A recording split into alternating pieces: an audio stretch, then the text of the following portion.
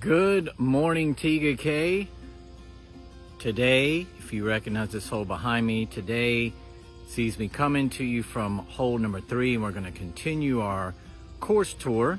Let's just say that we birdied the first and made par on that second hole, and here we are on the next par 5. The interesting thing I was thinking about today is there's not another par 5 until the 16th hole on Grandview 9. So you better take advantage here, and I'm inviting you to come along. The third hole is a par 5.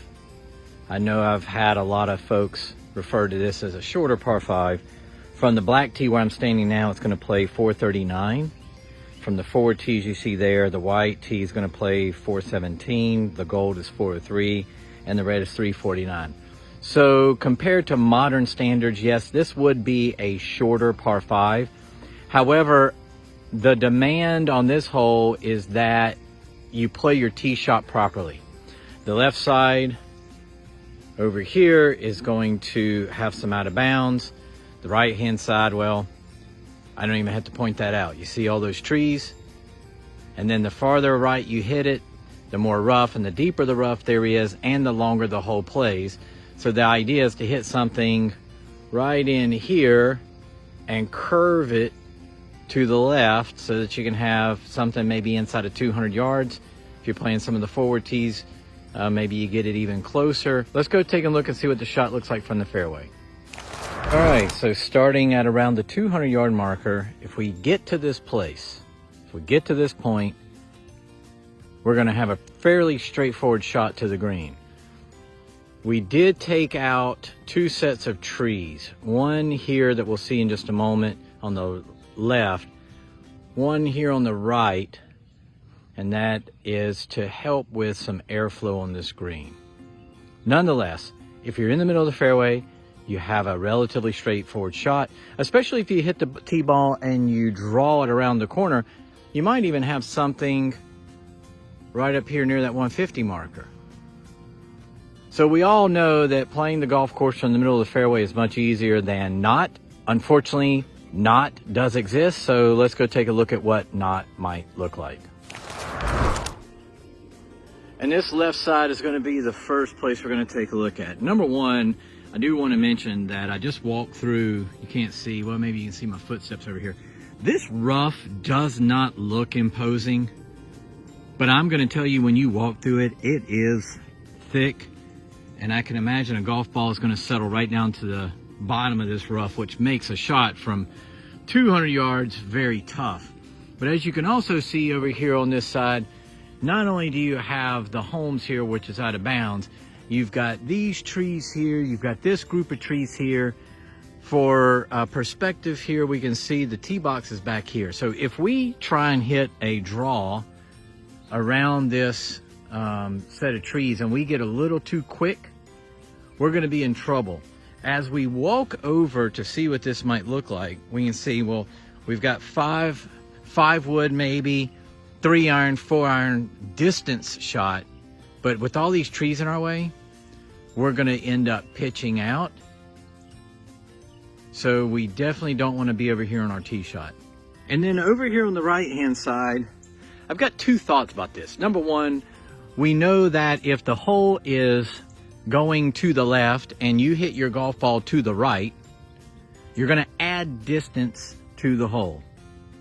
So now if we've hit our ball over here to the right, the 200-yard marker is right back over here. So now instead of having a couple hundred yards, we're going to end up with like 220 up the hill. Here's the issue. Once again, this rough over here is very thick. There are places where it is really thick. And we've got this hill, which creates a above our feet lie, which Lord only knows where that golf ball is going to go. And if we go too far right, this is out of bounds, and part of this is hazard. So I think from right about here to the left is out of bounds, and from here to the right is hazard. Nonetheless, we don't want to be over here. The golf course does not play better from the trees than it does from the fairway. It definitely doesn't play better from the rough on a lie, uphill lie This is not fun, but I guess if you have to choose, and most golfers bail out over here, if you had to choose between hitting it to the right and being in this rough and on this hill instead of blocked out by those trees over there, I guess the hill is a better option. But man, it just makes this hole so much longer. And I will say that this is one of those holes where when I'm playing here, I do expect to post a good score here, because in my mind I'm thinking, and I've got number 7 and 8 ahead of me.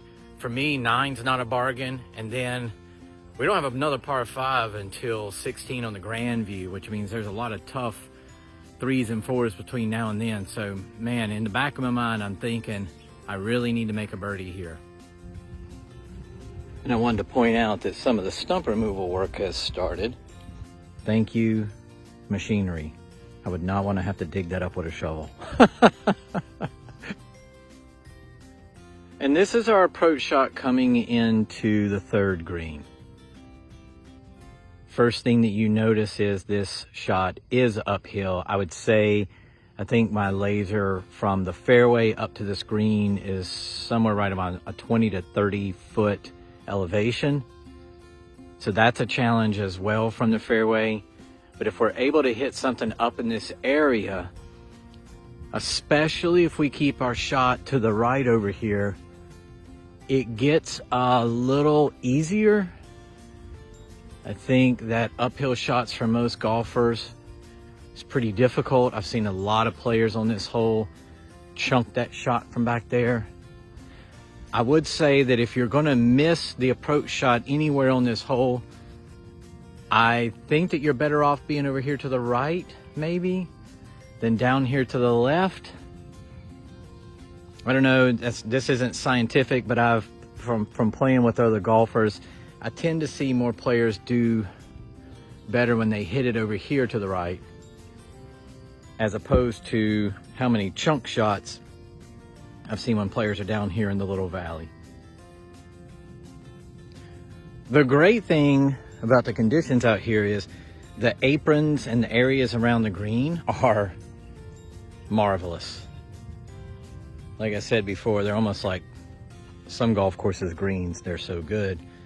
And then there's not much to the green here. I mean, you've got 2 levels. I would say this front portion here is super fast. If you're in the middle of the green, you have to putt down that hill.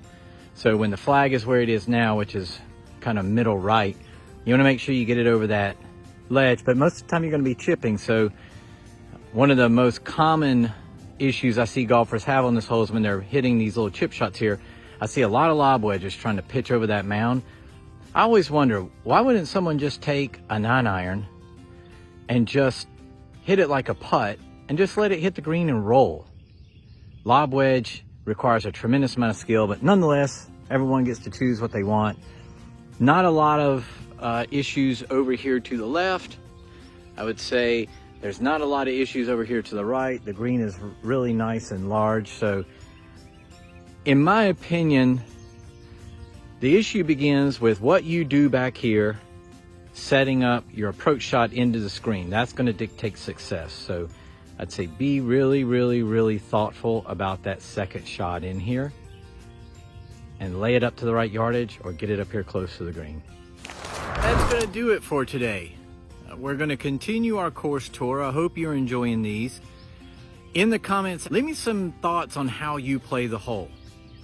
I'm going to hazard a guess that the majority of people are going to hit driver off this tee to try and give themselves an opportunity to hit this green in 2 or be close to it in 2 or closer in 2, so that the little pitch shot, chip shot up to the green is a little bit easier. But, you know, to each their own. However you play the hole is how you play the hole, so I'd love to hear about it. And with that being said, we are done for today. And until the next video, my friends, I'll catch you later.